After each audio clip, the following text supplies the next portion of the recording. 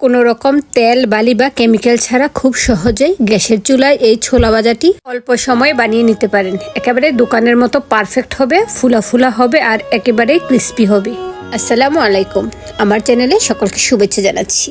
নিয়ে এসেছি ছোলা ভাজা। ছোলা ভাজা খেতে পছন্দ করে না এমন লোক পাওয়া মুশকিল।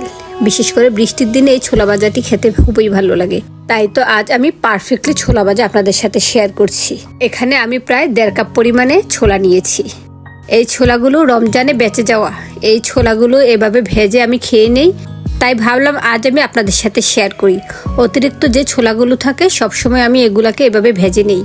এখানে ছোলাগুলো নিয়েছি, প্রথমে এর সাথে অল্প পরিমাণে অর্থাৎ প্রায় 1 টেবিল চামচ পরিমাণে পানি দিয়ে মেখে নিয়েছি। এখন দিয়ে দিচ্ছি লবণ। এখানে 1 চা চামচ পরিমাণে লবণ দিয়েছি। লবণ এবং পানি দিয়ে ভালোভাবে মেখে নিচ্ছি যেন সবগুলো ভোটের গায়ে সমানভাবে লেগে যায়। আর পানির পরিমাণটা এমন দিতে হবে যেন সবগুলো ভোট ভেজা ভেজা হয়, এমন পরিমাণে দিয়ে নেবেন। পানি এবং লবণ মেখে নিয়ে শেষে এটাকে রেস্টে রেখে দিচ্ছি। আমি 10 মিনিটের জন্য রেস্টে রাখছি। আপনারা চাইলে 1-2 ঘন্টা রাখতে পারেন, তবে হাতে সময় কম। এই ভাজা কখন খাবো সেই অপেক্ষায় সাথে সাথে ভেজে নিই। 10 মিনিটের মতো রেস্টে রেখেছি। 10 মিনিট হয়েছে কিনা তাও জানি না। এরই মধ্যে আমি ছোলাগুলো ভেজে নিয়েছি। ছোলাগুলোর গায়ের উপরের পানিটা অনেকটাই শুকিয়ে এসেছে। এখন আমি এগুলোকে ভেজে নিব। সেজন্য চুলায় চলে আসছি। ভাজার জন্য এখানে আমি একটি কড়াই বসিয়েছি। আপনারা মাটির তাওয়াতেও ভেজে নিতে পারেন। এখন কড়াইয়ের মধ্যে দিয়ে দিচ্ছি লবণ। আজ আমি বালির পরিবর্তে লবণ দিয়ে ভেজে নিচ্ছি। এখানে প্রায় 1/2 কাপ পরিমাণে লবণ দিয়েছি। এই লবণটা অপচয় হবে না, এটা পরবর্তীতে আবার ইউজ করা যাবে, অথবা এরকম ভাজার কাজেও লাগানো যাবে, না হয় তরকারি রান্নার ক্ষেত্রেও ইউজ করা যাবে।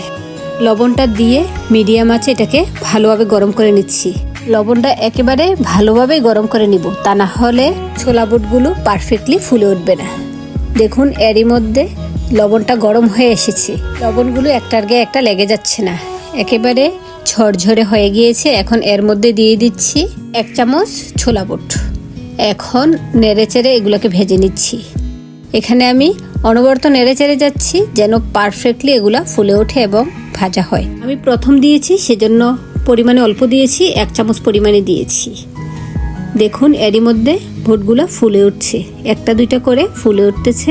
ভুটগুলো ফাটা ফাটা হয়ে আসছে। আর হ্যাঁ, আপনাদেরকে একটি কথা বলতে ভুলে গিয়েছি।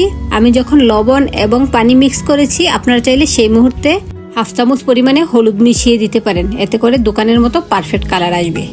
দেখুন এরই মধ্যে ভুটগুলো ভাজা হয়ে গিয়েছে। এখন আমি একটা ছাঁকনির সাহায্যে এগুলাকে ছেঁকে তুলে নিচ্ছি। লবণটা থেকে ছেঁকে তুলে নিচ্ছি যেন লবণটা নিচে থেকে যায়, ভুটগুলো আলাদা থেকে যায়। নিয়ে আমি আরেকটা ঝুড়িতে নিয়ে নিয়েছি। এখন আমি এই লবণের মধ্যে আবারও দিয়ে দিব ভুট। এখন দিয়ে দিচ্ছি 1.5 চামচ পরিমাণে।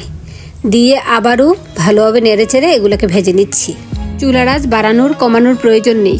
একেবারে গরম লবণের মধ্যে ছোলা বুট দিয়ে ছোলা বুট সহ যখন লবণের সাথে ভালোভাবে মিশে বেশি গরম হয়ে আসবে, তখনই ছোলা বুটগুলো ফুটে উঠবে। দেখুন মাশাআল্লাহ, সবগুলো বুট পারফেক্টলি ফুলে উঠছে, সবগুলো বুট ফেটে যাচ্ছে।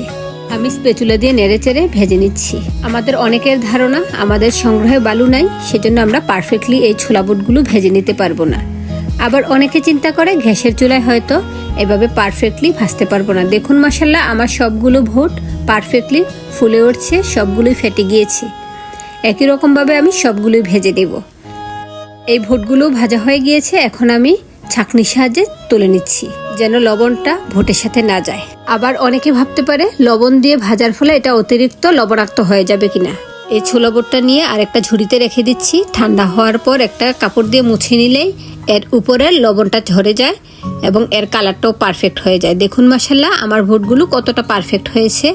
সবগুলো বুট ফেটে গিয়েছে এবং একেবারে মুচমুচে হয়েছে আর একেবারে সফট হয়েছে, একেবারে দোকানের মতো পারফেক্ট। আশা করি ভিডিওটি ভালো লেগেছে। আবার চলে আসবো অন্য কোনো নতুন রেসিপির ভিডিও নিয়ে। আল্লাহ হাফেজ, আসসালামু আলাইকুম।